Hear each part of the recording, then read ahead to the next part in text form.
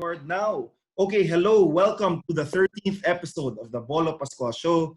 Today we have a very special guest, Nori Dequito. Just a brief introduction. Hi, what's up? Yeah, Nori is a world-class debater. We would compete against each other in debate.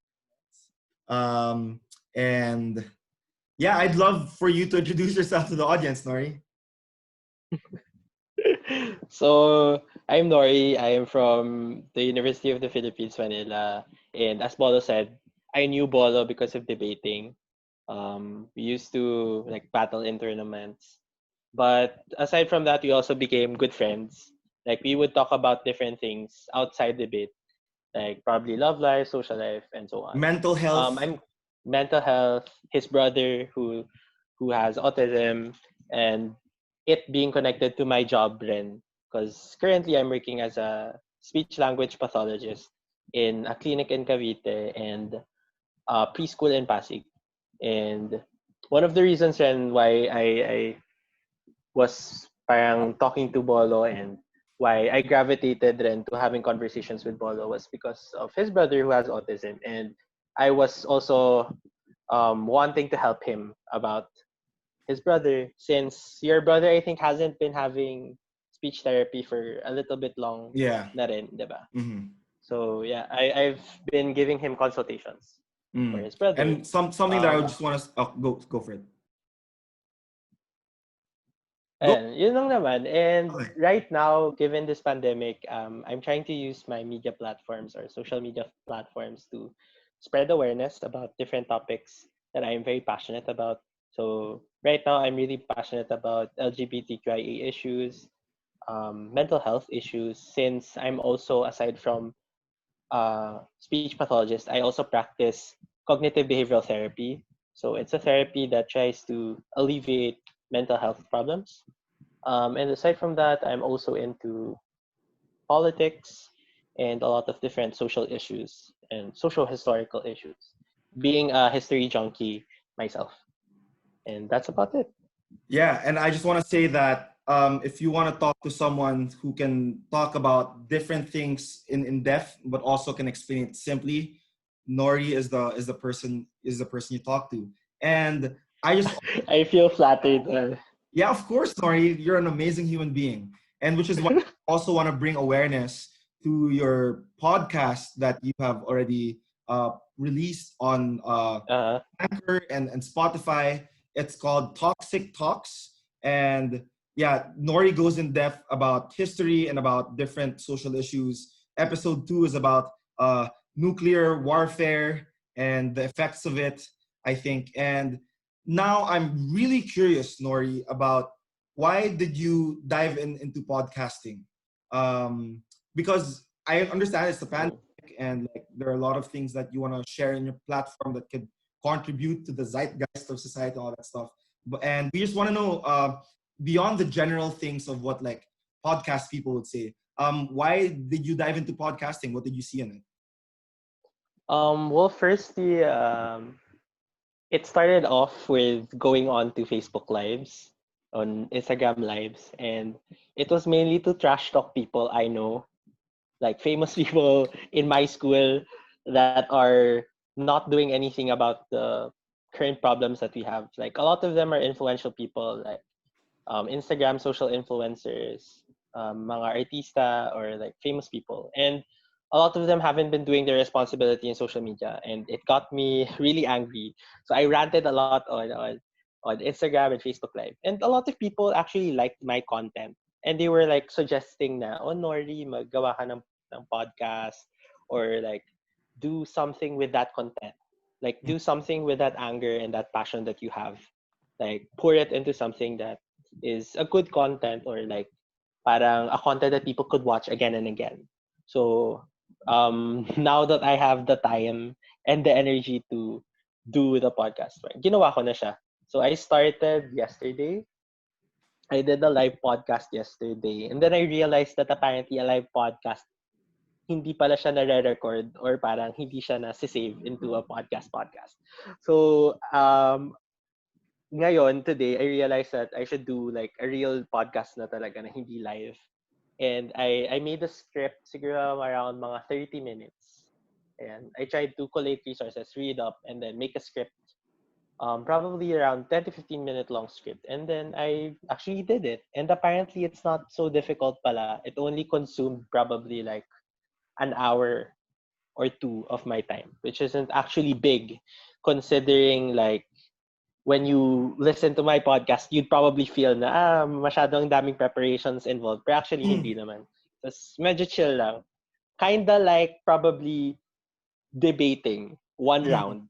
Ganun yung Right. effort ng pag-create ng one episode ng podcast. So I think that if you people out there are afraid of making a podcast because it's tedious and it's difficult, I think that it's not so difficult naman. Or I want to debunk that and tell you that it's just kind of like debating one round.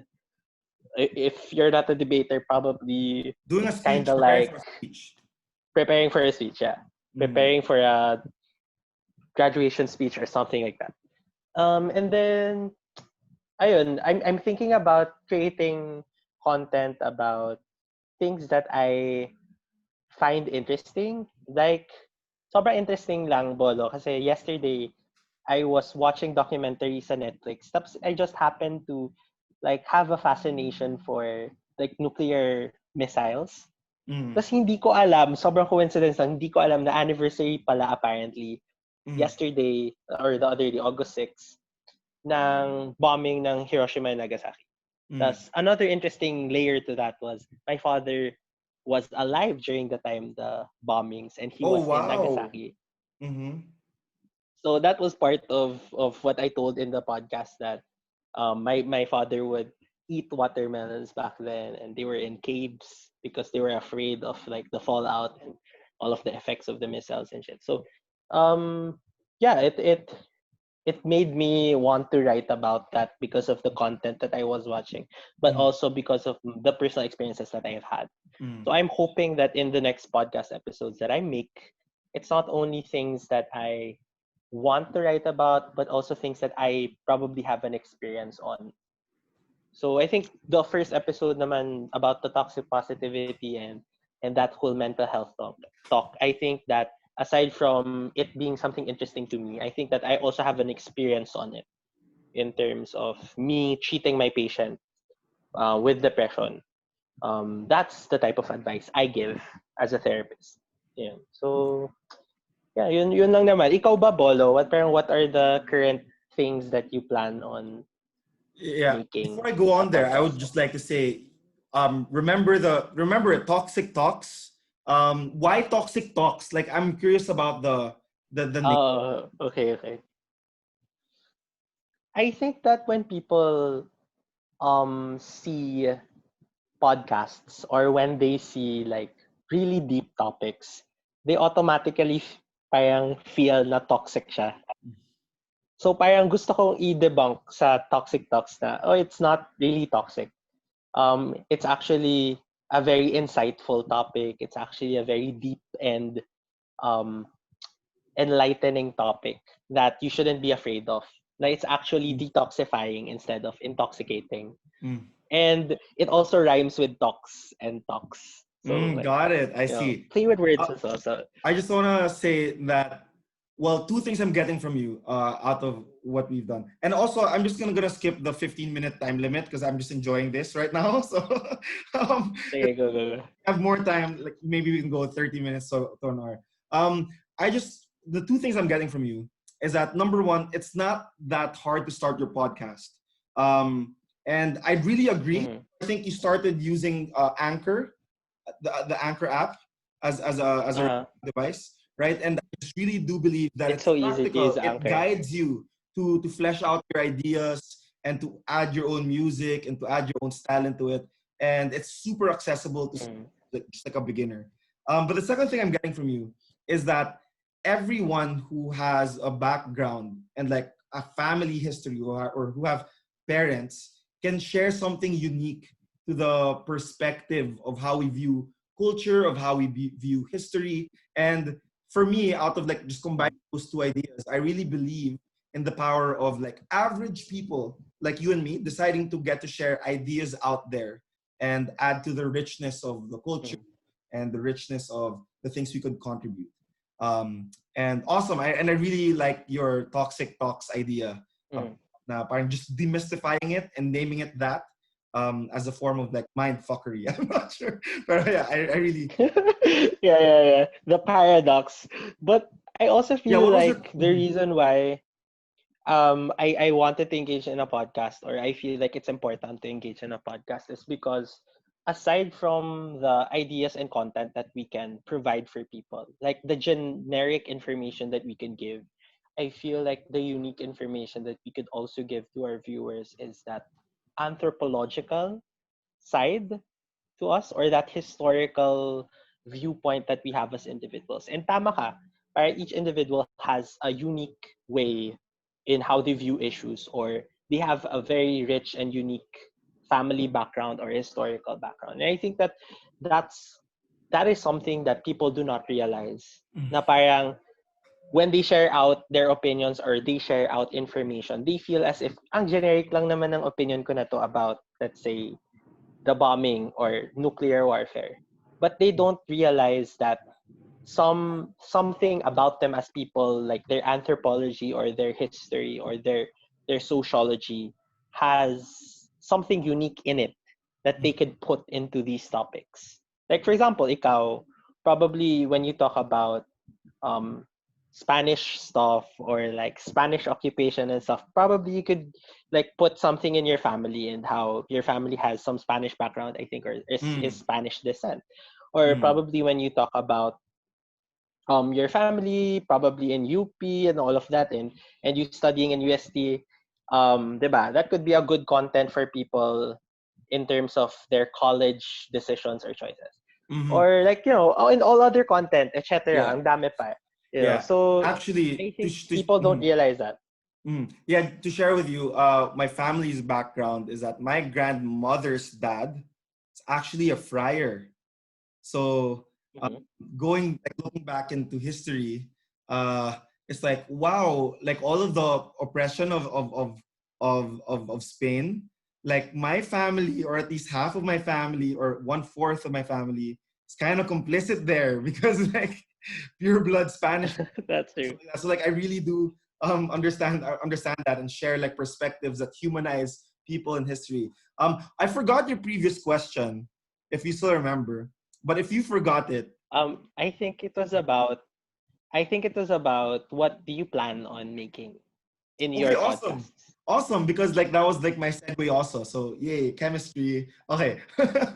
Yeah. um so what are the future things that I want to talk about? Well, just to give a brief background, like why I do this podcast, like the Bolo Pascual show. For me talaga, it's really about trying to do something and like become better at something by repeatedly doing it again and again and again, and demonstrating that I suck again and again and again, and have this as a historical reference as to my progress in the future. So for example, this is episode 13, but I think like episode 13 will be completely different from episode 1000, or episode like That's true. episode 87, you know what I mean? And I just really think Mm-hmm. that opportunities in the future would no longer come from degrees and diplomas. Well, I'm talking about like people from a liberal arts background who want to go into corporate or entrepreneurial things. But Yeah. I'm not talking about med and all of those like licensed things, right? But I'm Yeah. for most cases, opportunities, especially when you want to go into corporate or you want to enter into partnerships, is not about the degrees and medals you have. It's about what are the things that you get to do and accomplish that would say that I can produce results, I can gain awareness, I can execute on ideas. And I think for me in this podcast, it's it's about me being able to demonstrate how I evolve, how I execute on things, and how I take initiative in the future, and along the way have beautiful conversations like this. That's why like I dived into it, and the reason why I talk about these things is because I'm really into growth and self-development. And growth and self-development includes various topics and being able to listen, being able to observe myself, listen to other people, being able to observe myself over Mm. and jack off my own ego, all that stuff. So I'm going to use my podcasting as a tool for self-awareness. And I recognize while I try to become self-aware using my social media platforms, um, beautiful conversations and useful information will come out of these things. I hope that makes sense. Um, Yeah, but it does. It does. It perfectly makes sense. Like it's kind of like a diary for you as well. And I kind of like your perspective also in terms of like social science courses in terms of how it's not measured by degrees because it is true. You talk about social sciences, it really talks about your experience as a person mm, growing up and how you apply that to people or how you apply that to relationships or how you apply that to like things that you do in the yeah, and workplace also or one thing whatever. I'd like to emphasize is that social science graduates or even humanities liberal arts graduates should not measure themselves based on grades. And I think people in the social sciences and liberal arts should be the first people to know that their grades don't mean shit. For me, That's true. that's my bold stance on it. But it's actually the ideas that you bring out and the ideas that you share to the world and the actions that happen because of those particular ideas that you thought of. Those are the things that people ought to measure more than grades, because those are the things that make a difference. Like people who made Yeah, history books and like philosophies and ideas and concepts weren't graded for their work. They were valued for the that's true. itself, the things that were coming out of their brains and out of their mouths, out of their hands. So yeah, I'm just super passionate about that. But how about you, Nori? What do you plan to talk about? So you talked about mental health. You talked about Japanese history. What else would you dive into, and why do you think you're gonna dive into those topics? I feel like it's similar din sa'yo na I also want to try to like keep a journal of the things that I know and see myself grow and develop. But in terms of future things that I want to talk about and share to people and inform them more about, probably something to do with my work because not a lot of people are aware that speech language pathologists exist or like speech therapists exist. Like and they have a lot of misconceptions about it, probably that we just teach people how to talk period or we just let people articulate their words better or whatnot like the king's speech. But I think that there's so much more to what we do, and I think that I could use this platform to educate people more on who we are as professionals. And aside from that, I think this podcast could be a wonderful means for me to educate parents who have children with disabilities, Mm, because I feel that not a lot of people realize that it's so difficult to mm, have siblings, to have daughters, sons, or kin that have disabilities. Diba? mm, Parang it's so difficult, and I think that we professionals in the sciences of rehabilitation have an obligation to really help these parents or help these relatives to deal with these differently abled people. mm. Kasi ano paano ba? It's it's so hard to see these people suffer even more because of us not being educated in terms of treating them. Mm. So I don't want them to suffer even more than they Got already it. are suffering. Mm, So parang I think that's the best thing that I can do to help them generally. Kahit hindi ko sila pasyente, at mm, least I am generally educating people in terms of what is the least that you can do to try to help them with help them with the things that they are doing or help them with the current situation that they're in. that's awesome. And Mm, I think ano pa ba? Other content would also probably be things that I also want to know from people. And I think dun papasok yung mga guests na who are more knowledgeable of the topic that mm, we're covering. So probably yun. I also want my podcasts to be um, more than me speaking, but me also listening to to the person and being like a host who asks question. Very Boya Bunda Filipino stuff. Na ako yung Okay. nag-extract ng information instead of me talking. Got it. Ayun, yun lang naman. Actually, now I'm gonna engage with you in discourse in terms of neurodiversity. I'd love to have to uh, Mhm. talk with you about that, because my mom and I are engaging into healthy discourse and debate of whether or not we refer to our younger brother as a person that has autism or a person who is autistic. And I have been seeing content online that there's a debate about it. So, in my mom's point of view, Mhm.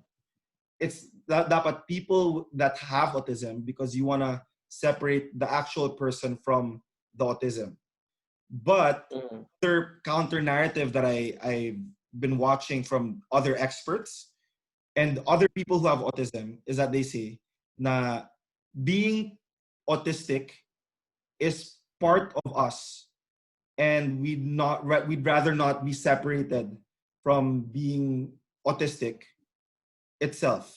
And one of the things I've researched back in college, there's a group called Aspies for Freedom, where the group is saying that people with Asperger's shouldn't be separated from their disease, or not that from their disability, but it's a characteristic and trait that they want to, paano ba? Um, what do you call that? You want to shit. Mhm. Take control of, or parang own, or like how like the black people are reclaiming the word for themselves as Mhm. that is not a disability, but something that is a unique trait that contributes to humanity, such as, like, for example, the fact that we are doing video calls. Like, people who contribute to that technology are people who have autism or autistic, because they know how things reflect with each other that like normal people wouldn't catch on right away. So what's your take on it, about how we should refer to people? Is it people with autism or people who are autistic? And where do you see that debate? I see that debate taking place naman in terms of how we play with the words, like in terms of the semantics of the word. Mm, Parang for me, it doesn't matter how you use it, for as long as in the real life, you're treating people with dignity and respect. So got what it. does that mean? So when you talk about like a boy with autism, the reason why that is a much more politically correct statement, because it sends a message to people that that person shouldn't be defined by the characteristic alone, and that there are also other defining characteristics that that person has. Mm, Probably he is artistic, probably he is tall, probably he is sporty and athletic. That is something outside of his being autistic or him having autism. So the reason why the first statement is a much more politically correct statement is because it sends that message that the person is first before the disability. okay, got it. I see. But the second one talks. Sige. Mhm. But the Go. second one talks about how a person is enveloped by the characteristics of being autistic, and that is the most defining characteristic, and that um, children or people with autism want to be defined that way. But again, I think the default should be the former rather than the latter, because parang some of the children in this spectrum are really from the lower ends of the spectrum, meaning mga low functioning children, um, children who aren't high func na Asperger's na matalino, like people who really need assistance. Mhm, But also, I think the reason why we need to be wise with our wording na former dapat instead of the latter is mhm, because the community is already experiencing a lot of stigma right now. And adding a lot, i-add mo pa yung play with words, which is the latter na mhm. autistic or like mentally retarded, mga ganyan, na terms, makes it more complicated for them yung situation. Kumbaga, mas na-magnify yung current stigma that they face. Okay, Eh, got it. And that's why medyo nawala na rin yung mga terms na mentally retarded. Ngayon, ang tinatawag na sa kanila is children with intellectual disability. Mm. Pero dati, before you would have doctors call them, mentally retarded yan. Mm. But we then realized that, there are other things that people have aside from the weaknesses that they have, that they also Mm. have strengths. Right. And yun yung part na we try to minimize all of the stigma that people have because of disability. Mm.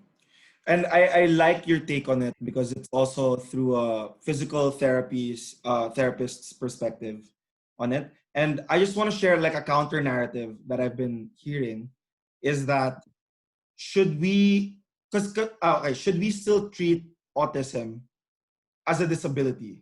So for example, like the way we refer to it evolves, right? Before it was mentally retarded, now it's about mental disabilities, and then there's a new like discourse happening right now within the neurodiversity discussion, which is should we even call it a disability, or is it something that normal human beings just don't get to recognize and see how we could capitalize on these particular strengths? Ito, because I've been consuming content about the people um, who criticize ABA. I don't know what it stands for. Basta yung ABA is like, correct me if I'm wrong, is like, be okay, be function. Applied behavioral analysis? Ayun, yung parang be okay with social cues, make sure that you know how to greet people and be aware about those things. And like, Yeah, the applied behavioral analysis. how do you say it? Applied behavioral analysis, Ayun, ABA. applied Yeah, behavioral analysis in ABA. So one of the people yeah. who criticize ABA is saying that should we really contain them to the box of like the normal society, or should we make them explore where they best thrive? And parang other content Mm. creators I hear is that what ABA may be doing as harmful is that it doesn't allow the autistic person to express the strengths fully, because now the person is concentrated on addressing social cues that is arbitrarily imposed by social norms in society. What would you Mhm. what's your take? I love that question. I love that question kasi Yay. I'm really, really passionate about ABA. I'm against it, completely against it. And I would even tell my parents na don't go to ABA. Try to look for an occupational therapist. Because number one, here in the Philippines, we do not have any trained ABA specialists. A lot of them are just psych graduates who immediately learn what ABA is and they lack training. And most of the ABA specialists that I know have master's degree to back up the ABA that they know. But number one, ABA is also not fitted for everyone, especially children in the lower end of the spectrum. So what do we mean by that? Meaning that they do not have the capacity to go to the development of a typically developing child. Meaning nahihirapan sila mag-catch up. Like sobrang irregular na ng development nila. So, ano ngayon yung kailangan natin gawin, or what should our mindsets be as professionals for these people with difficulties or disabilities? Dapat ba natin silang pilitin na be normal or like do the developmental patterns, or is it that we should let them participate more and be active members in society? So dun papasok yung debate in The the balance. allied health field or in the rehabilitation field na should it be developmental or should it be a functional approach? And Mm-hmm. ako, as a therapist, I definitely would want to do the functional approach more.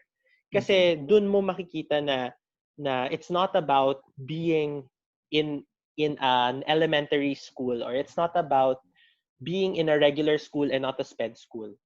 It's about making sure that your child is successful and making sure that your child is able to be independent in the future. I'd always tell Understood. my parents, I always tell my parents na, mommy, wala tayong pakialam, or daddy, wala tayong pakialam if your child will graduate in college, or your child will not be anymore sped but in a regular school na, kung hindi naman niya na-achieve kung ano yung gusto niya maging as a professional in the future. If feeling niya pinipilit natin siya or feeling nahihirapan siya dahil hindi naman yun yung gusto niya. At the end of the day, what we want is for the child's dreams to be fulfilled, and at the same time for him not to have a difficult time and for him to have his talents flourish. Diba? It's like also for your brother, diba? Parang we don't expect your brother or we can't force your brother to go to a regular school to go into the hardships of that traditional learning, which is papasok sa school and all of that shit.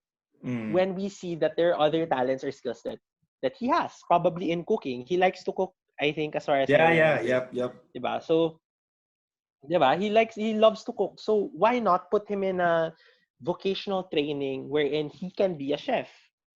A really, really talented chef that could be helping millions of people or could be making people's lives better as opposed to, like, let's say, forcing him into another job or forcing him into another profession. Right. So I think yun yung una. And pangalawa is yung sinasabi ko rin sa'yo kanina na I think our maximum obligation is to not cripple palalo yung mga PWDs. Kasi right now sa current context natin, crippled na sila eh. They have disabilities na. Dapat ang gawin natin is hindi na palalain or we should not worsen the situation already. So let's go into a hypothetical situation. Okay. So parang sabihin natin, dito sa buong mundo na to, lahat naka-wheelchair. Ikaw lang yung hindi naka-wheelchair. Technically, lahat ng daanan sobrang para lang sa wheelchair, yung mga elevators para lang sa wheelchair. Tapos ikaw, kailangan maghagdanan ka palagi kasi hindi ka nakakasya sa elevator kasi lahat ng naka-wheelchair doon lang. So technically, ikaw yung magiging disabled versus sila yung magiging disabled. So it's always about perspective. So sino ba yung majority ng typically developing na population? Ano ba ang typical or normal for humans? And that's wherein we try to segregate ano na yung hindi normal or abnormal. So when we look at I just want to really gifted individuals, sige, go. No, I understand it. Like, for example, them being able to use the public transportation system. Since the transportation system requires you to line up, requires you to know the buttons of how to like get a ticket and like know where to go down. Those are the things that it would be really useful for them to actualize themselves because they know how to function in those things that are important offered by society. Is that correct? Like parang using public transportation. Yeah, that's correct. Versus like teaching them how to drive a car or teaching them other skills that do not have much use for them. Because that will only cripple them more or that will only make their lives more difficult. Like for example, teaching a kid how to read. Meron siyang sobrang intense na dyslexia tapos ang dami niyang visual impairments. Like you can't force a child to read given the current situation that he has. You're just going to make his life more frustrating and anxious, diba? So parang what you have to do then is you have to analyze ano pa ba yung skills that he has that can accommodate that difficulty in reading. So probably he has a good memory, diba? So if he has a good memory, he doesn't have to read. He just has to remember visual representations or pictures. For example, the word tickets, he cannot read that it is TICKETS. But he knows that that's the ticket booth because he remembers the itsura of the sign na tickets. That's already important and that's already a big leap because at least he is functional.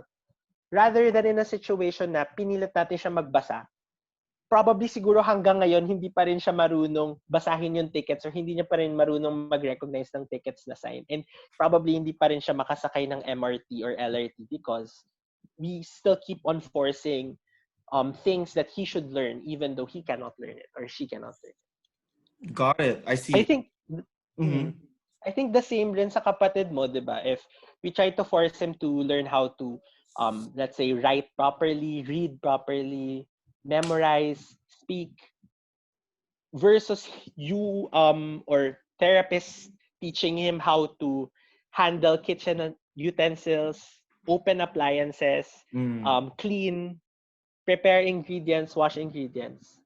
'Di ba? Parang if we didn't teach the latter, ano na yung gagawin niya right now? Nasaan na Yeah. siya ngayon? At Diba? least yung latter is like addressing the potential and addressing the kind of impact that what he can do. Awesome. He can do. Question I have is, should we still use the term like low functioning and high functioning? One thing, so I drew something that I saw from a content creator. So parang kunya ito yung parang low functioning, high functioning. Like sabi ng isang content creator, I forgot her name, but she's autistic. And sabi niya, she doesn't want to be referred as high functioning autistic. Because like, hindi daw ganito yung spectrum usually ng people who have autism. Parang sabi niya, what it kind of looks like more is like the color spectrum.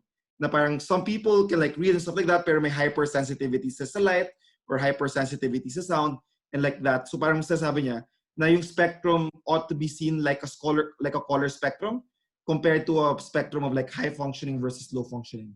And so parang I was like, interesting. I hear from like doctors and professionals still use that word. And parang for me, this was an perspective of like how we can look at autism as a spectrum. What's your like, I don't know, more like your scientific or expert advice on it regarding the... Actually, I don't casually like describe it to people na he's low functioning, he's high functioning. I just say that he has autism. And that's because in a social context, you labeling them as low functioning, high functioning has certain stigmas. Meaning, so medyo mas tanga siya. And then, mag-iiba na yung perception tuloy ng tao and judgment ng tao to that person. And that's harmful. Because, those prejudices further cripple or further debilitates that person's growth. So, in terms of using these terms, I only use it when it comes to other professionals that I collaborate with. So, for example, si Diana, pareho kami ng pasyente. Tapos, first time niya lang magiging pasyente yon, ako yung naunang therapist. Chichika ko sa kanya na, yung pasyente na to medyo low functioning to. Na as a may form autism. of jargon to create more clarity. As a form of jargon to create more clarity in terms of mental capacities. Kasi the low functioning, high functioning naman is a way to define mental capacities. So intellect in terms of IQ, in terms of other skills.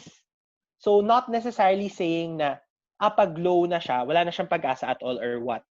Pag sinabi lang namin na low functioning autism siya, probably it's because his autism has other debilitating disabilities that coincides with that autism. Understood. So usually when you talk about autism, it's not just autism. You have autism with intellectual disabilities. You have autism with apraxia.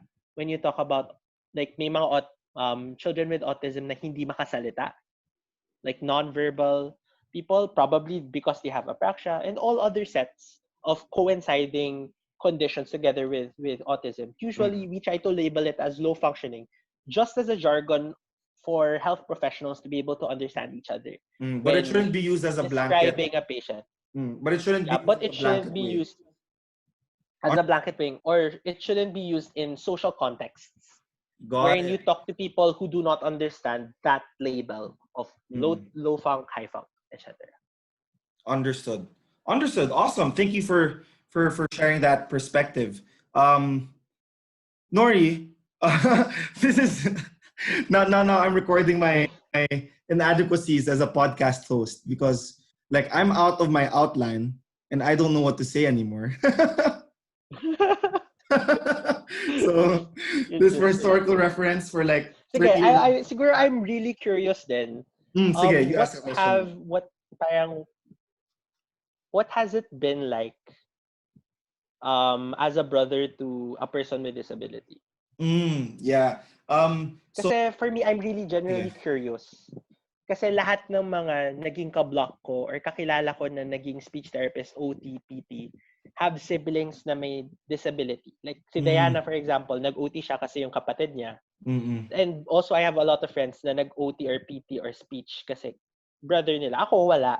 So, wala talaga akong experience or any thought about it. Yeah. So, I just want to share that thing is true where many people, many siblings take on a course because of their sibling who has autism.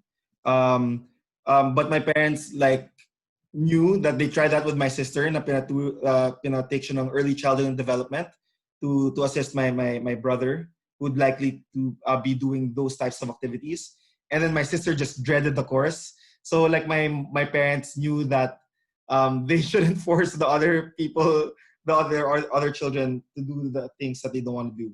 So, pero in terms of the like experience, is that what you're asking? I can share like our most recent experience, like one of the most biggest hurdles that I have with my brother. Is Like, what has the difficulties been like?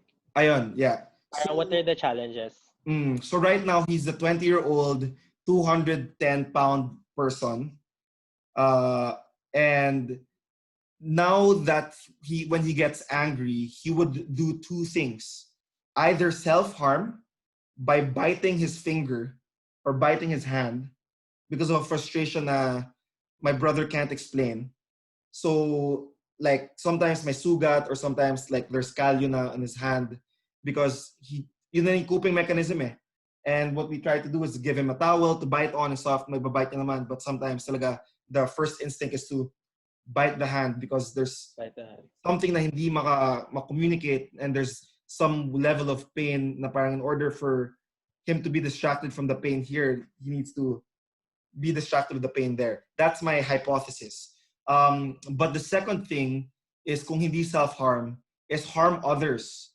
And that's where he would like do this to the person he is nearest or to the person who is the most vulnerable or weakest.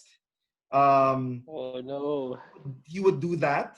And so that means napupukpok niya yung mom ko, napupukpok niya yung dad ko, tito ko, yung sister ko, ako, especially when he's angry. And sometimes I prefer the latter kasi at least he's not hurting himself.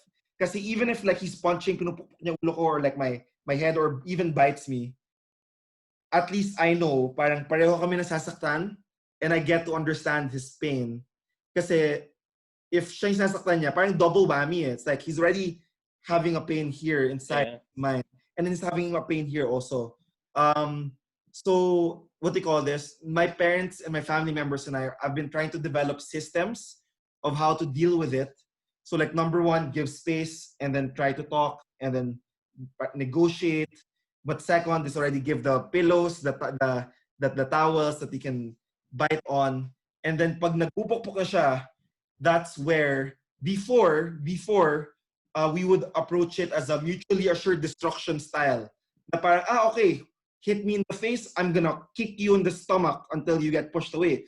And then we realize that's not something that is sustainable because na-realize na Yeah. it's because he can't be understood the reason why he's doing that.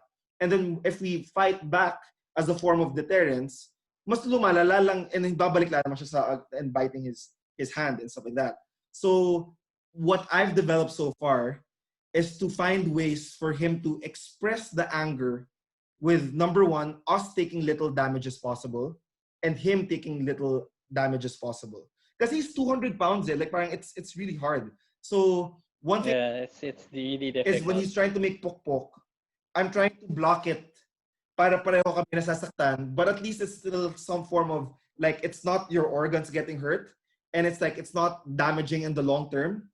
So ayun. I So think the challenge here, Bolo, mm, is finding like the right therapist for your brother. If in any case probably you do want to bring him back, because number one, a majority of the people in the community are like girls. That's mm, one. And second, they're like really thin or like really small girls.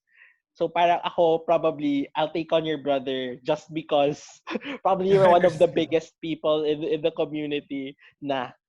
Yeah. And pero like, siguro aside from me, if maghahanap kayo sir, it's really hard to look for someone a guy, na kayang mag-handle ng behavior ng brother mo, given Mm-mm. na nagwawala nga siya a lot. Yeah. But I think one takeaway rin from that situation that a lot of my OT friends would tell me is you need to also ask your question, where is that coming from? Like, Mm. why is he hitting himself? Parang, what are the triggers for that thing to happen?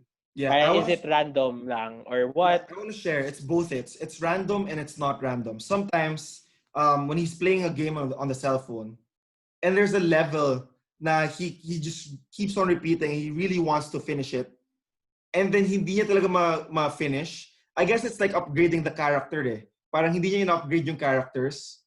He's just like doing it brute force and brute skill. Nahihirapan talaga siya kasi it needs his full attention. And pag hindi niya magawa, he freaks out like crazy. And that's where he starts pok-pok biting and then finding someone who can make pok-pok and all that stuff. So that's hindi random kasi it's coming from frustration of an app na parang nandun siya 2 hours. Yeah. He can. And sometimes, kunyari, pag alam niya Spotify Premium yung gamit niya, and alam niya dapat makakaskip siya na makakaskip kasi that's what he likes. Pero sa ibang phones, hindi Spotify Premium. And then, pag ginagamit niya, kala niya lang, the phone is acting up. And like, why is the phone against me? Or something like that to extent. Na parang, ba't hindi ko makontrol like my normal phone? And that's where he's gonna freak out also kasi hindi niya ma-explain, hindi niya ma-maneuver yung way. And then siya nagagalit. However, so that's one thing. Pero That's one. category, sobrang random. Like what happened like last week, twice siya nangyari. I was napping beside him because it's our nap time. And then he woke me up by hitting me like that. So I was freaking out because like I wasn't sure. Was I dreaming? Whoa. Was I like in trouble? Is there so like that's when I was like, what did I do? And then second yung time the caller comes to garden and he's just coloring peacefully. He really likes coloring. And then he's just gonna freak out and start hitting me again. So sometimes I identify ko kung bakit. And sometimes it's like I haven't even observed it, but it's happening. So it's a mixture of both. Pero I think core of it, I really think it's a frustration na hindi ma-express. Like imagine Bolo Pascual not being able to talk. How hard is it gonna be for me in my life? Translated to my brother, who would probably also be a debater by now if he didn't have a speech impairment and all that stuff. So those are I'm curious, Bolo. Are there any alternative forms of communication that your brother has as of the moment? um I I think as he grows older, he's expanding his vocabulary. He is expanding his vocabulary with colors. So it's still within that nga eh, like parang that expanding vocabulary and finding ways to communicate. But as an alternative, we haven't found that yet. Although one of our teachers, who's a genius music teacher, has taught them how to play piano. Instead of notes, it's letters translated on the piano. So my brother can play the piano and all that stuff. I think that's one of the alternative things na closest to. But in terms of like daily functions of communication, it's still mostly through words and context clues, not necessarily another special professional approach. So that's I think that's a gap in his Sige. education. Siguro to add to that rin and to educate you rin about it, speech pathologists do not just teach the conventional way of communication, meaning like we don't just teach spoken communication, but we also try to teach other forms or alternative forms of communication. So this field is called alternative and augmentative communication. So Sorry, again. for children, alternative and augmentative communication. Okay. Alternative. Okay, so for alternative augmentative communication, it's meant to replace spoken communication with another form of communication that tries to augment what is lacking, or it tries to be an alternative form of communication. So it could be as simple as flashcards, like pictures. That he wants, for example, adobo. He has a picture of adobo he's gonna raise. Or it could be as complicated as Stephen Hawking's computer system that speaks for him, that is like a robotic Android system. Or it could be as futuristic but still attainable, like an iPad, which he can press pictures on it and the iPad speaks for him. So that could be And not a lot of people realize that speech pathologists teach that, or like Understood. do therapy for that for children with speaking difficulties or who are nonverbal. So I've Mm. had patients na hindi rin nagsasalita, very grown up na. They use tablet to talk. So, magugulat ka na hindi sila nagsasalita pero like pipindot-pindot sila. Ang dami nilang gustong sabihin, ang dami nilang gustong um, mangyari. And dun ka magugulat na, when they're nonverbal, it doesn't mean that they don't have something to say or they don't have any intelligence. It's just that there are other forms or other alternative things na gusto nila, or there are other alternative things that they can do better than spoken word. Got it. So I I think think you could that's try something that out. I think that's You something could that try we that haven't out. tried out yet. We haven't tried out that approach yet, and that's something that I would really love to open up to my parents. And actually, I would love for my parents and you to have a discussion in the future if you're free, Yeah, because I think yeah, of course. thank you for sharing that information. And yeah, parang ngayon ko lang na realize na was this alternative and augmented. Kasi I think you've been doing that naman with a music teacher. Mm, Pero I think that you could do with like simpler forms. So mm, probably what you could do, Bolo, in your house is you could like have a clear folder and then put printed pictures of things that he usually needs. yeah. Put it in the clear folder and then ask him to point in and browse the Mm, clear folder for things that he wants, that or makes things that he sense. needs That makes sense. So like I think what I can do, or like he feels. he likes McDonald's because like Mm-hmm. McDonald's has been so ingenious in how they market to people. I don't know, to children. So Yeah. so he really likes McDonald's. And one of our problems is that we don't know what he wants to order. And sometimes we say, Mhm. chicken nuggets, and he will just say, chicken nuggets, yes. Do you want fried chicken? Fried chicken, yes. Do you want French fries? French fries, yes. But like that's his just way of saying, I just want McDonald's, yes. And whatever McDonald's for him is the food that I want to get from this restaurant, but we don't know what it is. So I think it Uh, make a lot of sense if we could like print out the different options, and then he can understand naman na you can pick two or you can pick one, and then he can point out to his main priority or like yung pinakaunang nasa mind niya and say this is what I want, instead of like mhm, I want McDonald's, and then we go again and again making hula, and he just has this whole script of just saying yes. mhm. Pero like parang maybe You could do that, Bolo, like print out pictures, or you yeah. could try downloading on an Android tablet or in an iPad. Um, AAC, you could type it out sa Play Store. Mm-hmm. AAC or Touch Chat, and it's Mm, gonna let you download this application that literally is like a communication board with pictures and words. understood. And you can take pictures of things that you have in the house or things that he usually has. So you could probably take a picture of a quarter pounder and all of the menus and McDo, and then you ask him to point and press.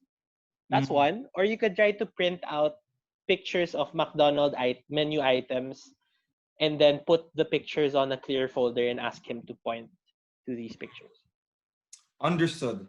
That Try that and then I will definitely try that keep out. me I'm updated actually about searching for it. the app now. Got it. Thank you so much for that information. That's so value adding, not only for me, but also for the viewers who have stayed this long or like Yeah, yeah. based on the micro content. Yeah, awesome, awesome sauce. Thank you so much. I think that's where we can conclude, or like how do we conclude this, because it's already 2:15 a.m. Yeah, sige, sige, go. No, but I'm I saying. think that I think that the main takeaway from this whole conversation is in terms of like yun sa PWDs, I really think that it's about asking what they want and looking at their strengths more rather than the weaknesses that they need to fill Mm, in. So like for example, if your brother is good in cooking, he has good visual skills, then try to focus on that and build that up so that he has something to stand on when he becomes independent in the future later on. Diba? Because Mm. all of these judgments from people, all of these things that he lacks, parang are not important, 'di ba? Parang judgment on people on him or society telling him that hindi siya nakapag-aral or vocational lang siya, bakit ganun? Wouldn't matter, Mm. especially in a future wherein meron nga siyang pinag-aralan pero hindi naman siya independent pa din. What is the use? I think that's the one. Let's Mm. focus on our strengths Right. and not on our weaknesses. It goes both ways, whether it be children with disabilities or children who are typically developing like us. Mm. Um, ayun, that's one. And second is, ano ba? Bang Knowing takeaway what they kasi want. second. Knowing what they want. Knowing what they knowing what they want um and that communication isn't just about the typical communication that we all Mm. know, Understood. which is Mm. spoken communication. Communication could be as different and as complex as your actions. It could be the use of technology and pictures. Diba? Kasi when you talk about language, it's also something that's arbitrarily made. Yeah. So I think that whilst we created language for us to communicate, other individuals also have the capacity to create that medium of communication in whatever platform that they decide, Mm. like pictures or kung ano man yan, music, etc. So I Mm. think yun, we need to realize that there are also other types of communication that are non-conventional. Mm. I really like what you said. Just to echo from what I read in a book, that all successful people are walking flaws with at least one capitalized strength. And I just really think that, like people with autism or people who are autistic are people who can achieve greatness and excellence with finding out how we can maximize their strengths and maximize the things that they make them feel alive and make them feel enjoyment about life. So yeah, and I thank you for this conversation, Nori. This has added so much Yeah, thank you, Bala, for towards inviting me. me. And yeah, and that's the episode 13 of the Bolo Pascual show. See ya. All right.